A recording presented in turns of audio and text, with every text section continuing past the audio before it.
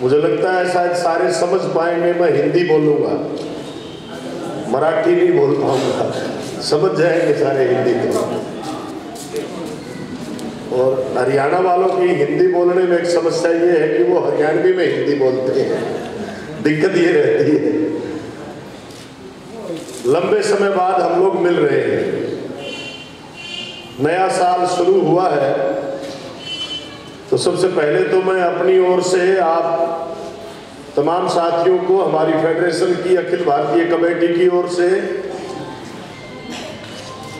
नए साल की शुभकामनाएं पेश करता हूं, क्रांतिकारी सलाम आप लोगों को पेश करता हूं। जाहिर तौर पे पिछला जो अरसा गुजरा है, जब भी हम हमारा राज्य का अधिवेशन करते हैं या किसी भी सत्र का हम अधिवेशन करते हैं,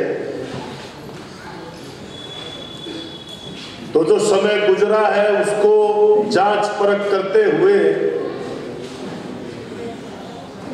और आने वाला जो हमारा अधिवेशन होना है उस टाइम तक का, उस समय तक का हमारा कार्यभार जो है, हमारी आंदोलन की रणनीति,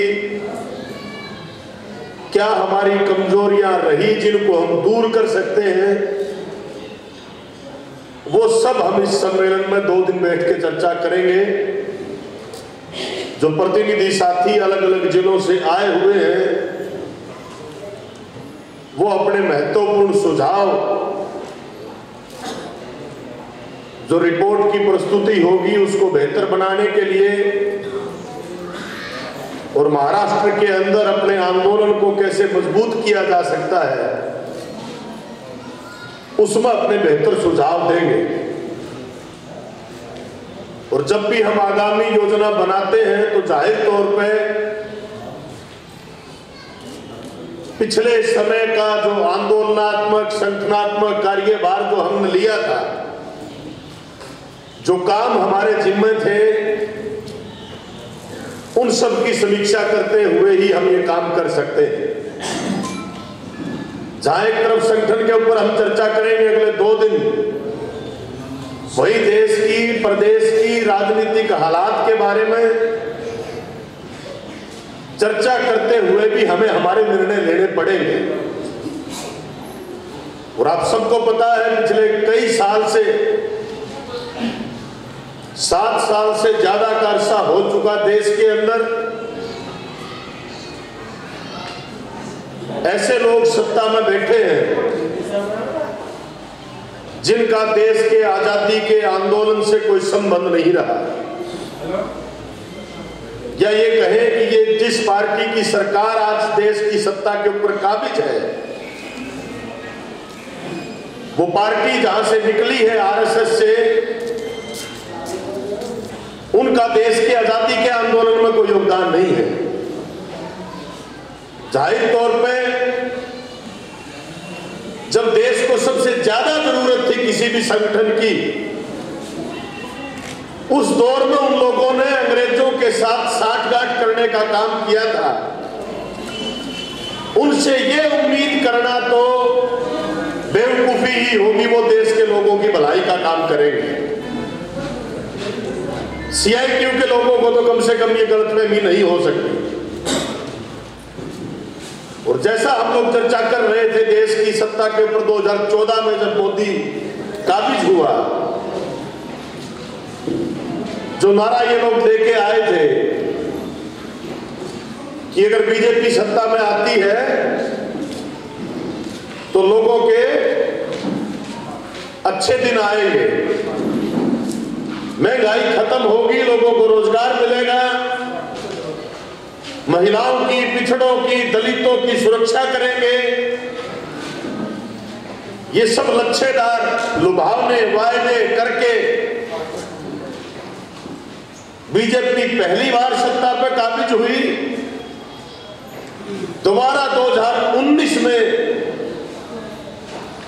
राष्ट्रवाद का मुखौटा पहन के फर्जी देशभक्ति का माहौल देश के अंदर खड़ा करके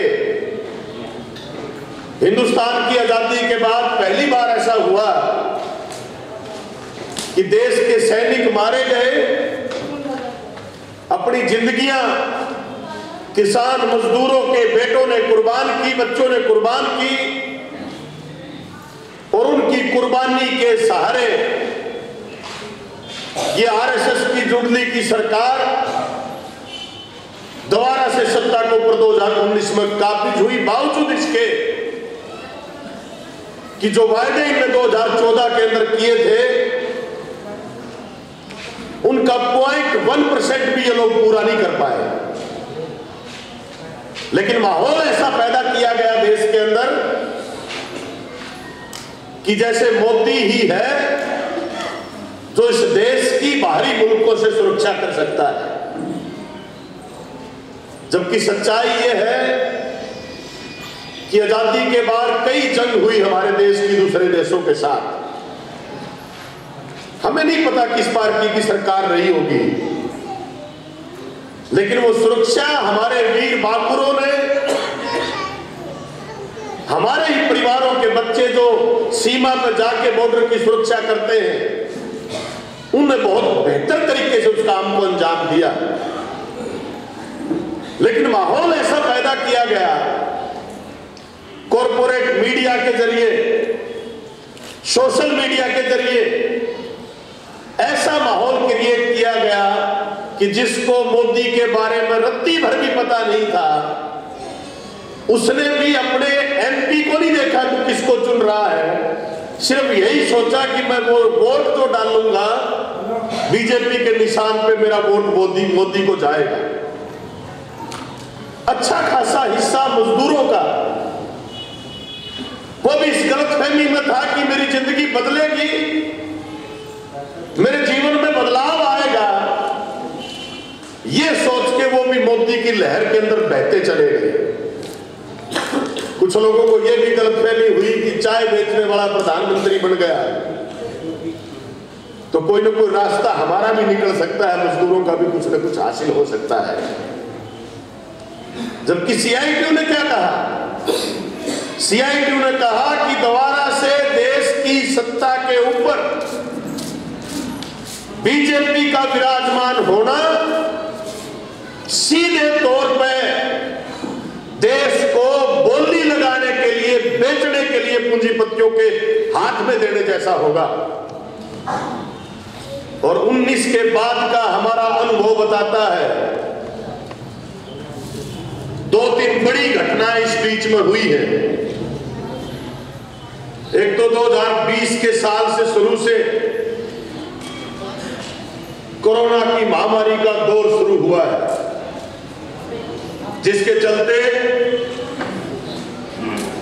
पूरे देश के अंदर सबसे ज्यादा अगर किसी को भुगतना पड़ा है तो वो मजदूर जमात है जिसको सबसे ज्यादा भुगतना पड़ा है। मजदूरों के अंदर भी अगर सबसे ज्यादा किसी को भुगतना पड़ा है तो वो महिला मजदूर है, जिनके लिए सबसे बड़ा संकट पैदा हुआ है। महिला मजदूरों को भुगतना पड़ा है। और पूरी दुनिया के अंदर ऐसी कोई जगह नहीं थी, कोरोना पूरी दुनिया के अंदर था, लेकिन हिंदुस्तान एकमात्र ऐसा देश था जिसके अंदर लाखों लोग हजारों किलोमीटर पैदल चल के अपने घरों की तरफ कूच करने के लिए निकले, क्योंकि उनको सत्ता के ऊपर विश्वास नहीं था। उनको यह विश्वास नहीं था कि जिनको हमने वोट डाल के देश की सत्ता के ऊपर बिठाया है वो हमें हमारी भूख से सुरक्षा कर पाएंगे कि नहीं कर पाएंगे।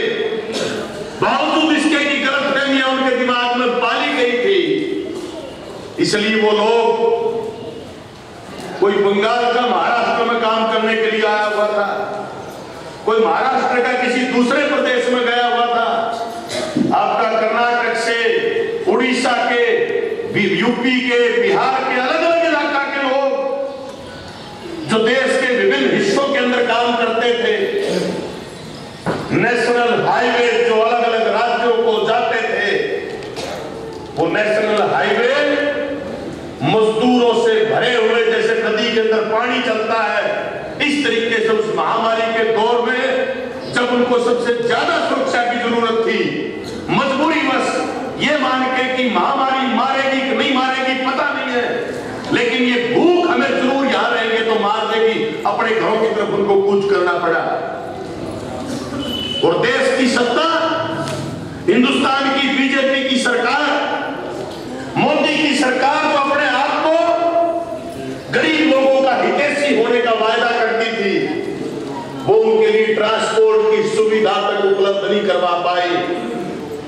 तेलंगाना से एक बच्ची चली, एक बेटी अपने पिता को साथ लेके साइकिल पे जाती है, वो 1500 किलोमीटर का सफर करके। ऐसी अनेकों घटनाएं मिल जाएंगी। ये आपका पंजाब के इलाका से बिहार में मजदूर जा रहा है, पत्रकार उसका फोटो उतार रहा है, उसकी गोदी में उसका 8 साल का बच्चा है। वो मजदूर कहता है, साहब इसका फोटो मत उतारो, ये मरा हुआ है। अपने बेटे की डेड बॉडी 3 दिन तक, 4 दिन तक, 1 सप्ताह तक पैदल लेके वो मजदूर अपने घरों की तरफ कूच करके गए। और इस बेशर्म सरकार को चू तक नहीं रहेगी जो अपने आप को गरीब का हितैषी होने का वायदा करती थी। अरे हालात ऐसी पड़ी, ऑक्सीजन के अभाव में लोगों को अपनी जिंदगियां गंवानी पड़ी। ये संकट हम सब लोगों ने भुगता है। उसी कोरोना की दूसरी लहर को हम लोगों ने भुगता है। बावजूद इसके कि मोदी साहब ने जनवरी 2021 में घोषणा कर दी कि हिंदुस्तान से कोरोना खत्म हो चुका। उन्होंने 20 में भी घोषणा की थी कि हमने 16 दिन के अंदर महाभारत का युद्ध जीत लिया था, हम 21 दिन में कोरोना को हरा देंगे। लेकिन इस देश की मेहनत का जमात की जिंदगियों को उस कोरोना ने लील लिया। लाखों लोग मारे गए। फर्जी घोषणाएं। अरे 1 साल का समय आपके पास था, आपको ऑक्सीजन के प्लांट लगाने चाहिए थे, आपको हॉस्पिटल की संख्या बढ़ानी चाहिए थी, आपको आईसीयू की, आपका वेंटिलेटर की संख्या बढ़ानी चाहिए थी। लेकिन इन लोगों ने वो काम नहीं किया। प्रचार पे पैसा खर्च किया और लोगों को अपने हाल पर मरने के लिए छोड़ दिया। दूसरी लहर पहली लहर से भी खतरनाक साबित हुई। ये साबित क्या करता है? ये साबित ये करता है कि जिस व्यवस्था का दम मोदी और संघ परिवार भरता है, वो कहते हैं कि ये जो व्यवस्था, जो पूंजीवादी व्यवस्था है,